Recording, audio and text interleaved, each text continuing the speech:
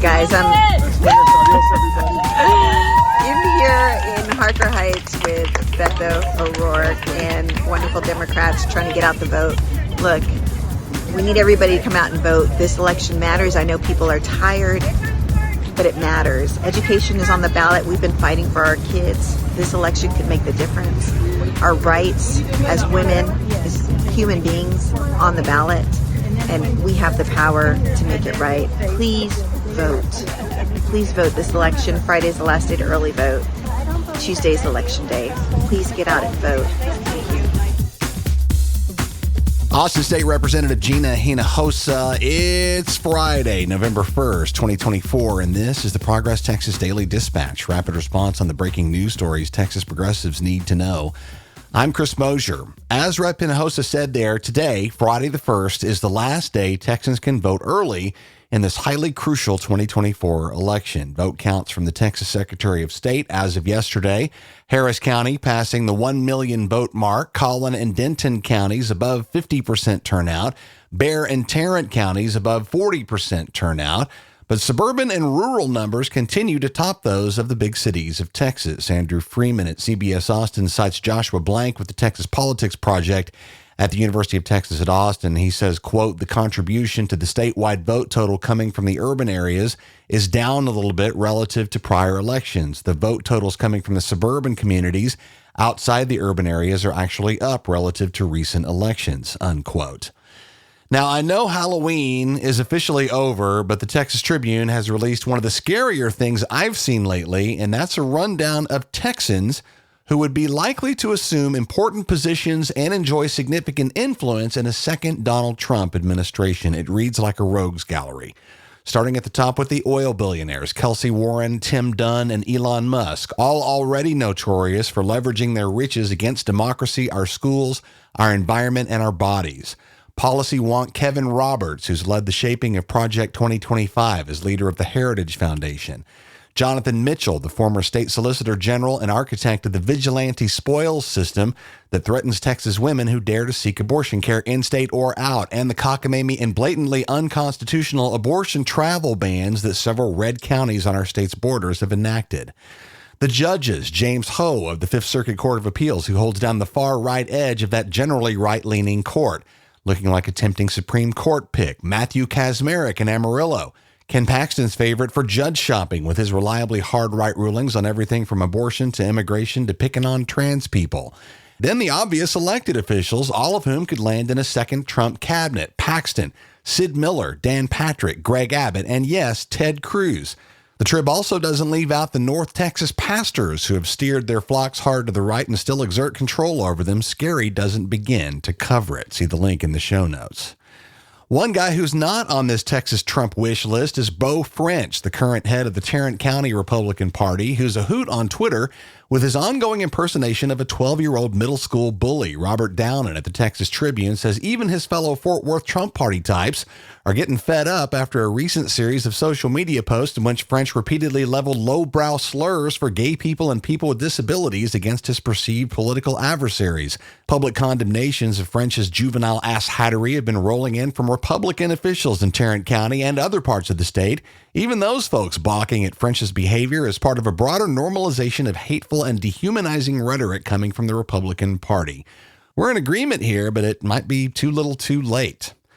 Texas figures in other prognostications of what Trump Term 2 might look like, in particular for birth control. Madison Pauley at Mother Jones warns that contraception is the next step in the Trump Party's campaign against the reproductive rights of women, citing our state's attacks on federal provisions under Title X that allow minors to acquire contraception without parental consent, attacks against Planned Parenthood, and our state's meddling with Medicare, which is seen as a potential model for a Trump administration to use nationally to limit access to birth control under that program. Yet another scary post-Halloween read in the show notes from Mother Jones.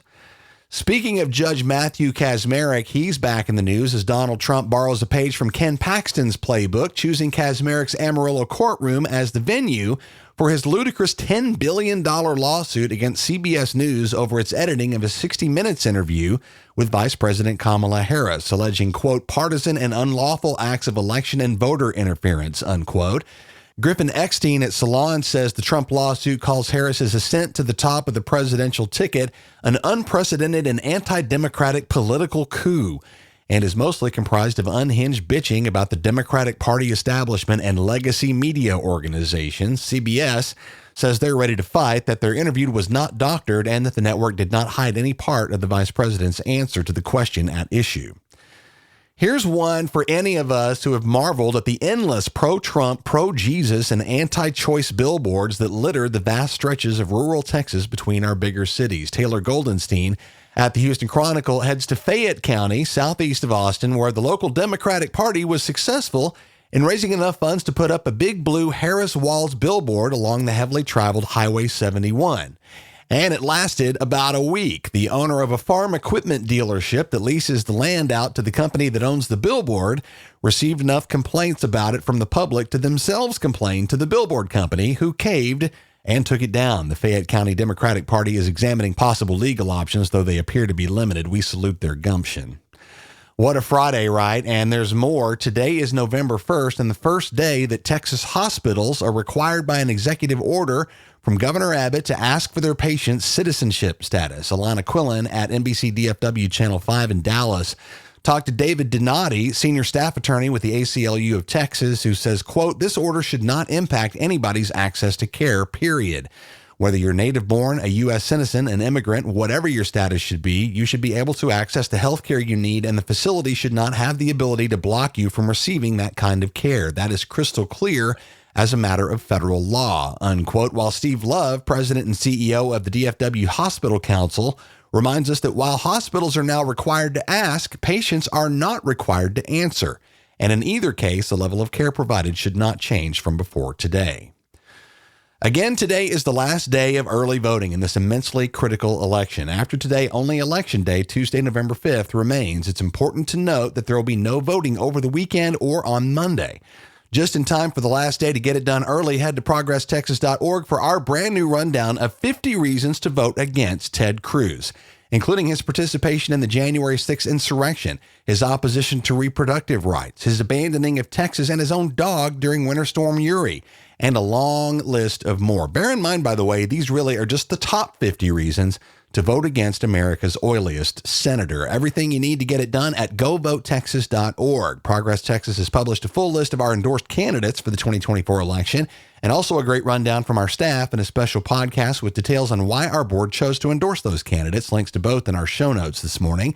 Donald Trump's plan for America, known as Project 2025, should be top of mind for all Americans right now. See the show notes for our analysis, as well as a complete rundown from Media Matters. You're voting against autocracy this time. We're gearing up for our holiday parties coming up after the election in December, in Austin on December 3rd and Dallas on December 16th, both fundraising events for our promotion of govotexas.org, which has been celebrated for its multiple language translations, including Vietnamese, Mandarin Chinese, and Hindi. Our holiday parties also raise funds for the fight beyond this election into the next Texas legislative session, where we'll once again be engaged in the fight for our abortion and reproductive rights, climate justice, and for election and voting rights reforms as well. We need your help to continue our important work. Thanks to our friends James Fletcher and Yasmin Simon for their holiday party contributions. We look forward to seeing both of y'all. Our listeners form a key component of our funding here at Progress Texas, so if you're a regular and you're liking what we do, we could use your support as a monthly contributor. No amount is too small. Go to progresstexas.org/donate, and thank you so much. That's the Progress Texas Daily Dispatch for this Friday, November 1st, 2024. Links to all these original stories can be found in our show notes. Progress Texas is a nonprofit rapid response media organization promoting progressive messages and actions. While campaigns come and go, we're the permanent home for progressive media and action in the Lone Star State. I'm Chris Mosier. Thanks for listening. Have a great weekend. Don't forget to vote, and we'll see you again on Monday.